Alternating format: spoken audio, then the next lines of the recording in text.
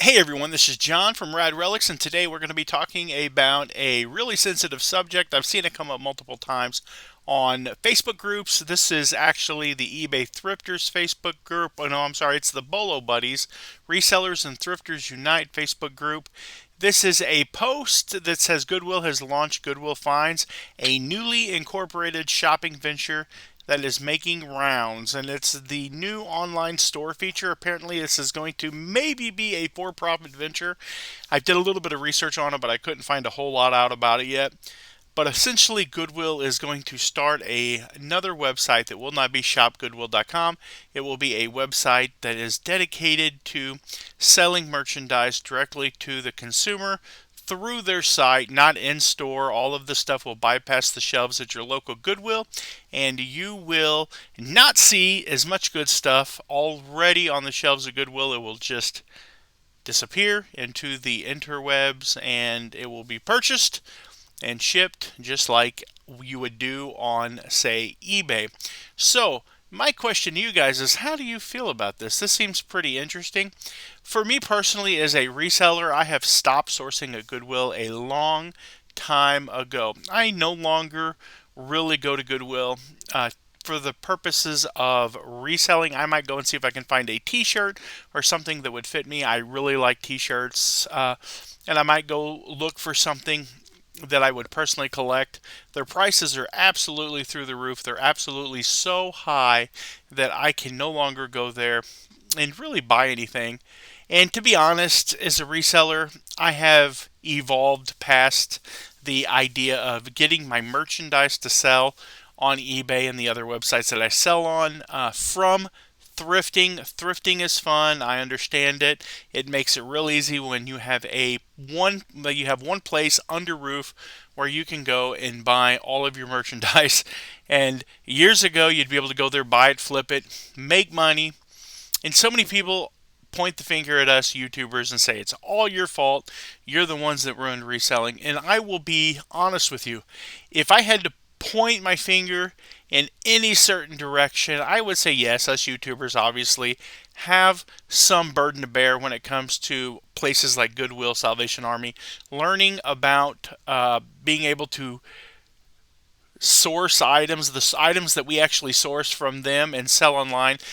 We have educated our competition to an extent, but I would dare say that Facebook groups are by far probably one of the worst offenders at sourcing new competition in the realm of reselling and probably educating Goodwill Salvation Army employees, because I would bet you that any person worth their salt working for Salvation Army or Goodwill that is an executive, a person who is overpricing structures, they're inside these groups. They're seeing what you guys are saying.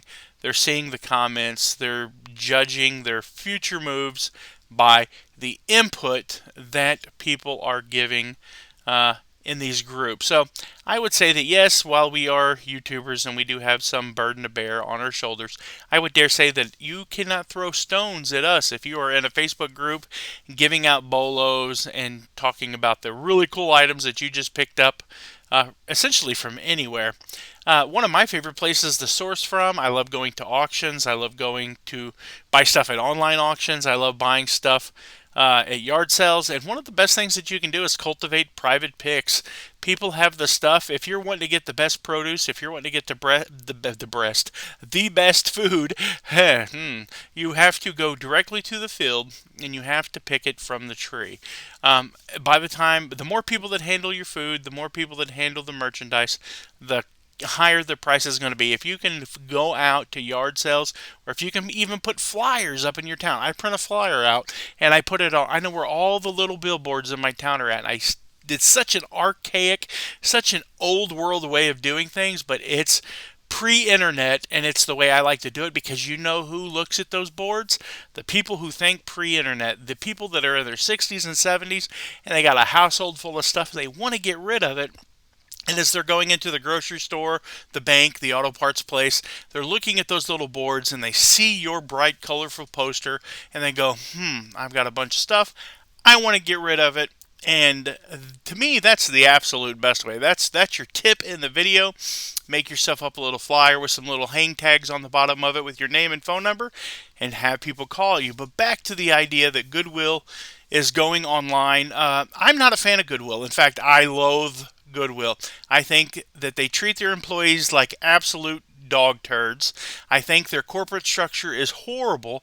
I think that they steal money from communities. They take that money from the community and they take it back to their corporate location, wherever that's located in your region, and they divvy that up in the cities amongst their programs. And I would definitely suggest that a better place to donate your items to would be a local charity, a local thrift that supports a cause in your community. Yes, that's right. There are a lot of local thrifts, a lot of local charities right in your own hometown, ministerial alliances that use the money to fund food pantries. That's what we have. We have one that funds a dog shelter, a cat shelter. They give animals that new lease on life, put them in homes that they deserve. We have one that supports a woman's abuse shelter that's real close. So look for these places that help people that are keeping the money in your community, and they're spending that money in your community. And some of the places that I like to give my money to or give my donations, like if I buy something, I like to buy from those places, but I also like to donate my stuff. In my hometown, we have one that helps the senior citizens, that puts food in their bellies, and we have another one that is putting people to work that are developmentally disabled, and it helps people in the community learn the skills that they need to go out and be productive members of society. And to me, that's way more important than giving some money to a place like Goodwill or even the Salvation Army. And only 20%, from what I've read, only 20% of the money donated to even the Salvation Army actually makes it to the people.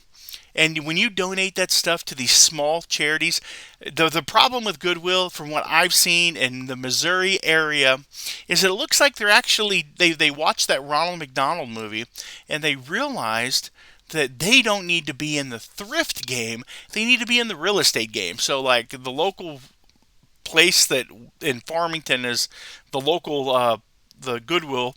I mean, they have a beautiful piece of property. They have a beautiful building, and all of that comes at an exorbitant cost. It was an expensive piece of property to buy. It was an expensive building to operate. It's full of windows. I don't know how energy efficient it is, but I can tell you that it was not cheap to build, and I can tell you that they could have probably found a smaller building somewhere, you know, in the city for probably a lot cheaper.